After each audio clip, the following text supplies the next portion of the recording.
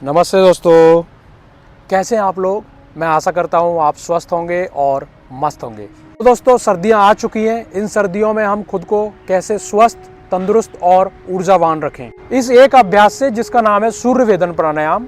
तो आ जाइए जानते हैं सूर्य वेदन प्राणायाम कैसे करना है, क्या है इसके लाभ और क्या है इसकी सावधानियाँ। सबसे पहले हम इसके लाभ जान लेते हैं, क्योंकि अगर आपको लाभ समझ में आ जाएंगे तो आपका करने में और ज़्यादा मन लगेगा।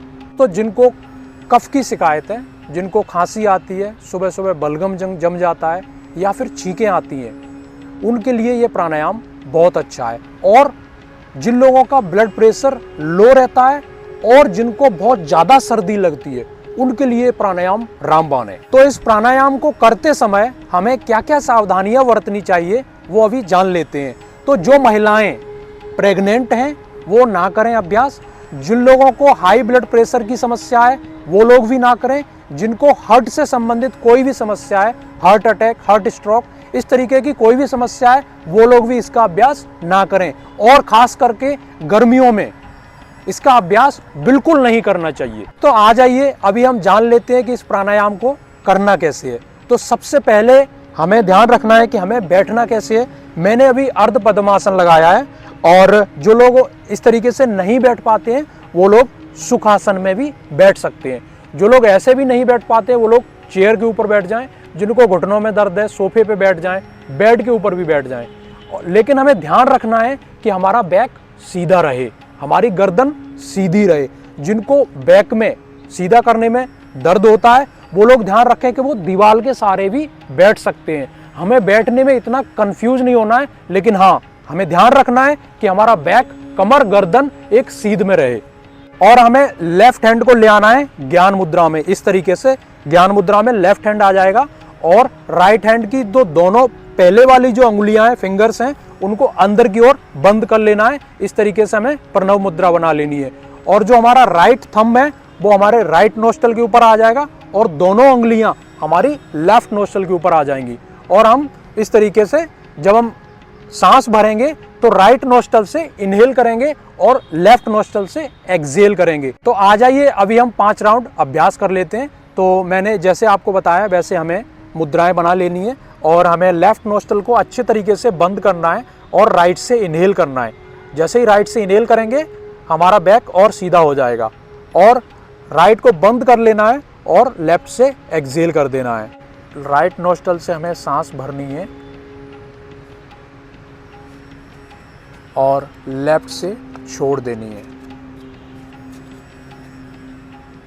अगर आप बिगिनर हैं तो आप आंखें खोल के भी रख सकते हैं, क्योंकि आपको पता नहीं है, आप देख के ही करें अभ्यास।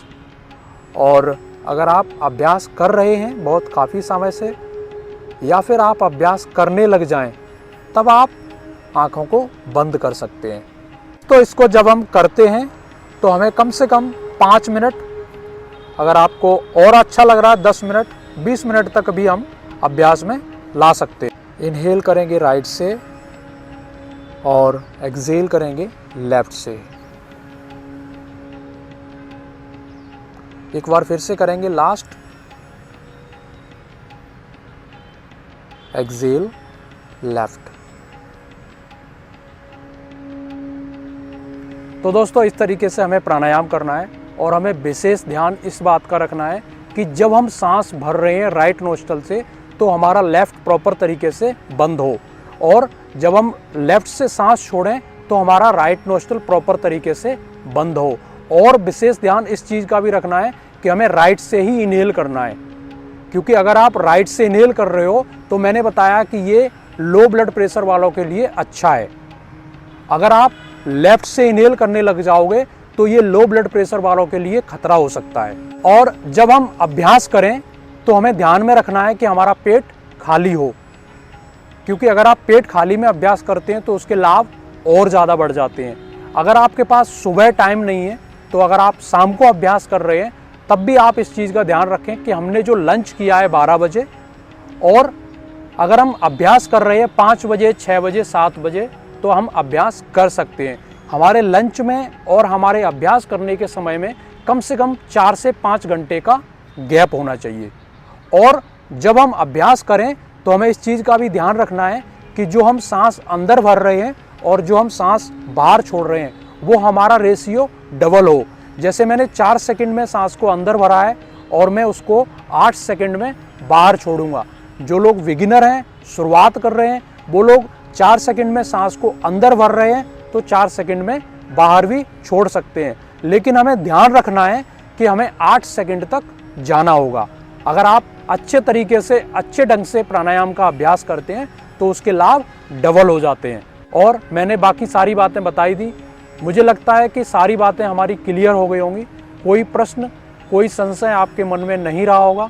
फिर भी अगर आपके मन में कोई प्रश्न है तो आप हमें कमेंट के माध्यम से पूछ सकते हैं। तो मैं आशा करता हूँ ये वीडियो आपके लिए यूजफुल रहा होगा और ऐसे ही वीडियो के साथ हम फिर मिलेंगे।